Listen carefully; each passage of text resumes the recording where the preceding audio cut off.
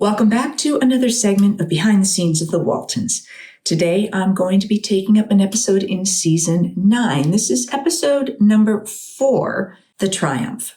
If you enjoy these segments, please do hit like and subscribe. This episode was written by Robert Piroche and directed by Philip Leacock. We move around quite a bit in this episode. Jason is in Germany near the front lines.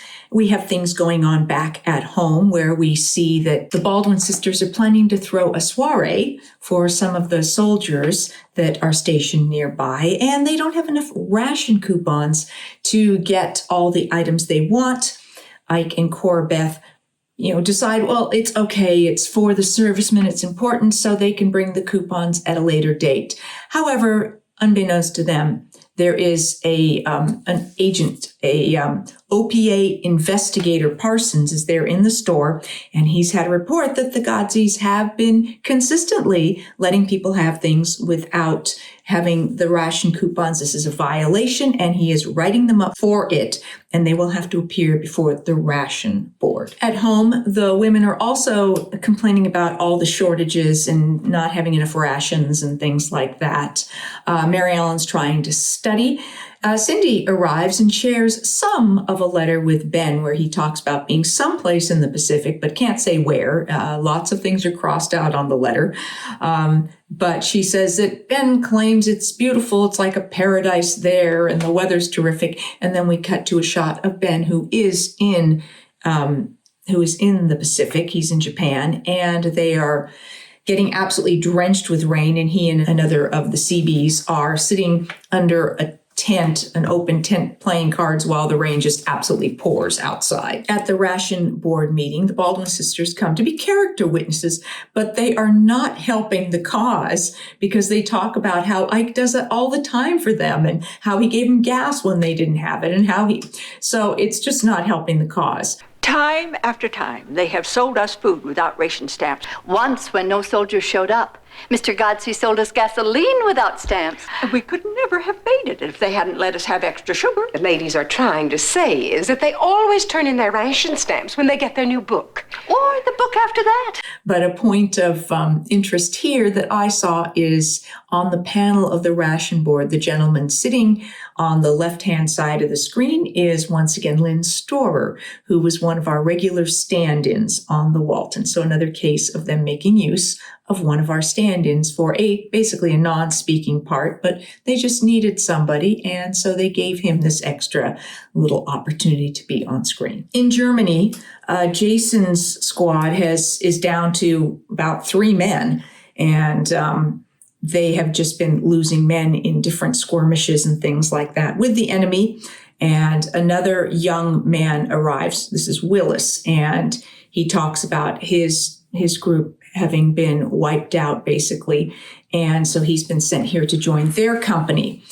We do find out as they're going through rations that these cans of rations in this hut they're staying in are in German, and Willis is able to read it and says that, yeah, he can, read and speak, a certain degree of German because of relatives. Jon has Ike and Corabeth over. He is carving a wild turkey that he shot. And so they're having that for dinner. A nice opportunity for the Godzies to have dinner over here at the Waltons. When they return home, they find out that the store has been broken into. It's been ransacked. Key items that are being rationed have been stolen.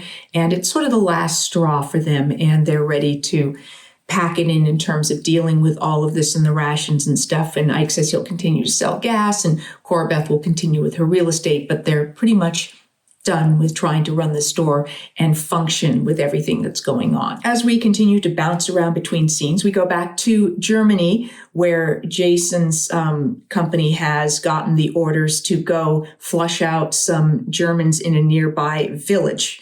We hop back to Ike and Corabeth, and Jon finds out about their plans to shut down the store. And he says, but, the local people, we don't have, how are we supposed to get supplies and things like that?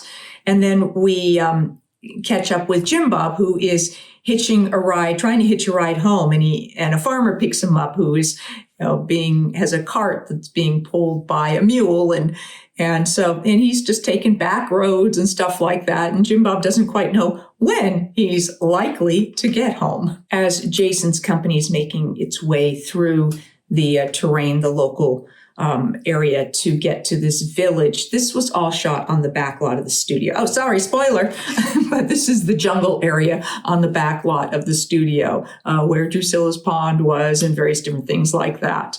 But they're continuing along, and then Willis has a cough, and so they're trying to get him to be quiet so he doesn't draw attention, and all of a sudden they are kind of in a small little firefight, and Willis absolutely freezes. Jason's group enters this basically deserted town. This was another spot on the Warner Brothers lot. And I think it might have been somewhere near sort of Midwest Street where we shot a lot of things, but probably the back side of an area that we would shoot other things. You know, every time you turned a corner, there was another set. You could use another angle to depict another area. So things are basically turned over to Jason. Supposedly everyone's gone. They get a call on their radio, and they find out that the Germans have surrendered, and basically the war in Europe is over.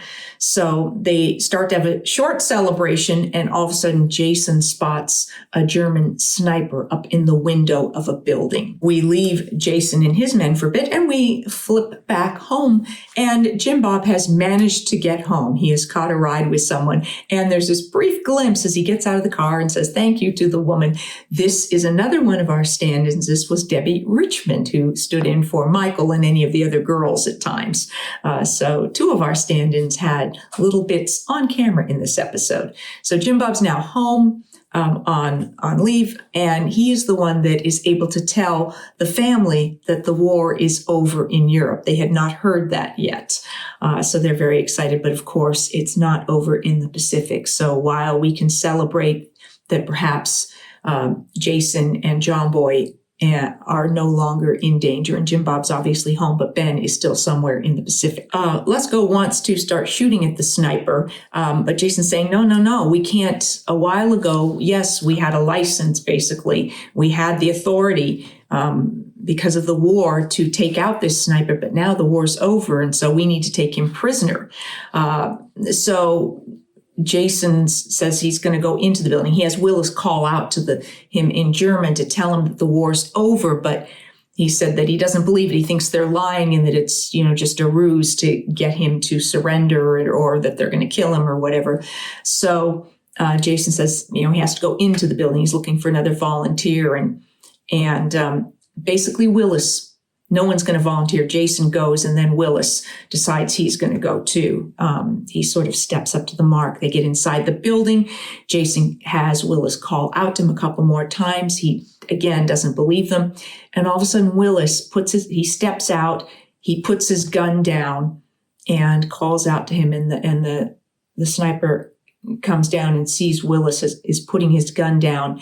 And he, continues to sort of wait him out, talk to him, and the German soldier, finally puts his gun down, and so they're able to just take him prisoner instead of killing him. John has made calls to a lot of people in the community, and at Ike and Corabeth's at the store, all these people start showing up to bring their business there and basically show their support of Ike and Corabeth, and that's where they want to bring their business. And so Ike and Corabeth decide that they won't close the store. And this was a lot of John's doing, that he sort of rallied everybody behind Ike and Corabeth. And then we are at the house, and they are having a victory celebration for the war being over in Europe, and singing songs. And the Baldwin sisters are over, and Miss Emily is playing the piano, and they're singing Roll Out the Barrel. Elizabeth comes in, and she's very upset. She's crying, and she basically talks to Daddy and says that she doesn't understand why she's crying, but just that, with all the news about the war and wanting all of her brothers home and wanting them to be safe, and that he basically says he understands, and he feels the same way, and so he brings her back over towards the piano as they start to sing My Country 'Tis of Thee. And so there's this recognition in the final narration that although the war was over in Europe, it still was not over in Japan. And so there is still danger ahead for the family at this point. We had a lot of guest actors in this episode. Of course, there were people that we saw regularly. At this point in time, Joe and Ronnie Claire had been considered part of the regular cast. Their names are given in the opening credits now, so they were part of the also starring. So they were no longer recurring or guest stars. Peggy Ray was still not in every episode, but was around quite a bit. So she was in this episode. Leslie Winston, again, not in every episode, but had quite a few major storylines here in season 9. And Mary Jackson and Helen Cleve were back as the Baldwin sisters. And although they weren't in every episode, we were always absolutely thrilled when they were part of an episode. With our episode-specific guest stars, we had Jordan Bennett, who was Norman, and he ended up doing 6 episodes of the Waltons as part of Ben's sort of contingent there in the Pacific. So he was in the Outrage parts 1 and 2, the Triumph, the Premonition, the Pursuit, and the Last 10 Days. He also did episodes of other shows like Police Story, Emergency, BJ and the Bear, and Too Close for Comfort. Then Dana Gladstone was Lesko, and he was part of Jason's group in Germany. So this was the only episode he did. He was also in other shows like One Day at a Time, Black Sheep Squadron, The White Shadow, Barney Miller, T.J. Hooker, Simon and Simon, Hill Street Blues, The Fall Guy, L.A. Law, Matlock, Murder, She Wrote, The X-Files, ER, and also in the films Beverly Hills Cop 2 and The Ties That Bind. Actor Marc McClure played Willis, and he was born March 31st, 1957 in San Mateo, California. He was in some big films. He was in Justice League, Frost Nixon, Freaky Friday, Apollo 13, Back to the Futures, Part 1, 2, and 3 as Dave McFly. After Midnight, Superman 4, The Quest for Peace, Superman 3, Superman, and the movie Superman. In TV, he was in Smallville, Cold Case, ER, Nash Bridges, The Commish, Trapper John M.D., Supergirl, Emergency, 8 is Enough, Happy Days, etc., etc. And pieces of trivia that he is the only actor to appear in Superman 1978, Superman 2 1980, Superman 3 1983, Supergirl 1984, and Superman 4 The Quest for Peace in 1987. He also appeared as Dave McFly in Back to the Future Part 2, but his part was cut from the final release and left on the cutting room floor. He was in a scene where Marty encounters his drunken brother in front of Biff's Pleasure Paradise in the alternate 1985. Okay, and he also played a character named Boris in both the original Freaky Friday in 1976 and the remake Freaky Friday in 2003. He's the only actor to appear in both films. And I would run across Mark occasionally at different sorts of celebrity events and things like that. So always great to cross paths with him. And he has had quite a wonderful career. Actor Jack McCullough played Jackson. He was born August 30th, 1953 in LA. He did 3 episodes of The Waltons. He was also in season 3, episode 2, The First Day as Crouch. And in season 9, The Outrage Part 1 and this one, The Triumph, as just Soldier. So then he, in other TV, did episodes of Happy Days, Little House on the Prairie, The Eagle Has Landed, 8 is Enough, MASH, and was in the film The Big Red One. James Nolan played Jenkins. He was born November 29th, 1915 in San Francisco, and he died July 29th, 1985 in Woodland Hills, California. He started working in film and television in 1937. In TV, he did episodes of Father Murphy, Quincy, Wonder Woman, The $6 Million Man, McCloud, The FBI, Emergency, Adam 12, Mod Squad, The Wild Wild West, Get Smart, The Fugitive, I Spy, Dr. Kildare, The Adventures of Ozzie and Harriet, where he did 6 episodes, The Twilight Zone, Perry Mason, where he did 4 episodes, Playhouse 90, and Gunsmoke, amongst others. He was in the films The Shootist with John Wayne and Dirty Harry with Clint Eastwood and the movie Airport. Eldon Quick, who was the OPA investigator Parsons, was born April 4th, 1937 in San Joaquin County, California. It says he's perhaps best known on TV as the starchy by-the-book Captain Sloan in MASH and as the villainous Cronus in the final episode of Buck Rogers in the 25th Century. Other TV appearances included Gomer Pyle, The Monkees, Bewitched, Adam 12, The Big Valley, Ironside, My World and Welcome to It, That Girl, Night Gallery, Mod Squad, The Doris Day Show, Barnaby Jones, Charlie's Angels, The Rockford Files, 8 is Enough, Little House on the Prairie, and Falcon Crest, and the film In the Heat of the Night. Davis Rogers was the farmer who picked up Jim Bob, and he was born March 7th, 1917 in Mobile, Alabama, and died July 18th, 1993 in Chicago, Illinois. In 1967, he helped present the first NAACP Image Awards. In TV, he also did episodes of Falcon Crest, Designing Women, Hill Street Blues, Saint Elsewhere, The Winds of War miniseries, T.J. Hooker, Dallas, Lou Grant, The Jeffersons, All in the Family, Roots, Columbo, Mod Squad, Gunsmoke, Star Trek, Daniel Boone, Ben Casey, The Man from U.N.C.L.E., The Fugitive, and was in the film Hotel as Dr. Elmo Adams. And I believe that is the same movie, Hotel, that I had a small cameo role in. So, gosh, he and I worked together on my very first sort of on-screen, like, official appearance. So that's kind of cool. So we go way back. Not that I was in any scene that he was in, and not that we met at that time, but still kind of a nice coincidence.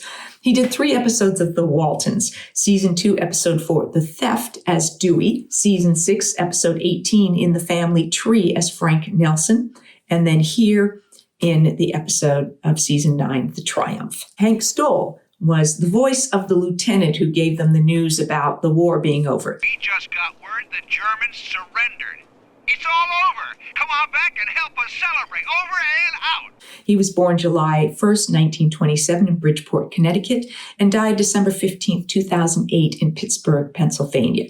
On TV, he did episodes of Highway to Heaven, Delta House, Rockford Files, Little House on the Prairie, $6 Million Man, Starsky and Hutch, Happy Days, Here's Lucy, Ironside, The Rifleman, and he was in the film Capricorn 1 and Funny Lady. He did 6 episodes of The Waltons, mostly all as just voice work, as like a radio announcer. Season 5, Episode 16, The Elopement. Season 6, Episode 1, The Hawk. Season 6, The Volunteer. Season 7, Episode 23, The Founder's Day. Season 9, Episode 2, The Outrage Part 2, and then here's The Triumph. And it was all radio announcer, and in this case, the voice of the lieutenant. Then Brian Uttman was the German sniper. He was born June 6, 1957 in Hartford, Connecticut. And then he worked on crews as well as in acting. He worked in the art department, casting, transportation, production, and on TV worked on 7 Brides for 7 Brothers, Herbie, The Love Boat, and The Doctors. And then finally, Ken Wright, who played Slate, did TV episodes of 8 is Enough, Dallas, Too Close for Comfort, Heart to Heart, China Beach. Thank you for joining me for this episode of Behind the Scenes of the Waltons. I'll be back with more episodes, more of your questions in Ask Judy, and hopefully more special guests. Thanks for watching.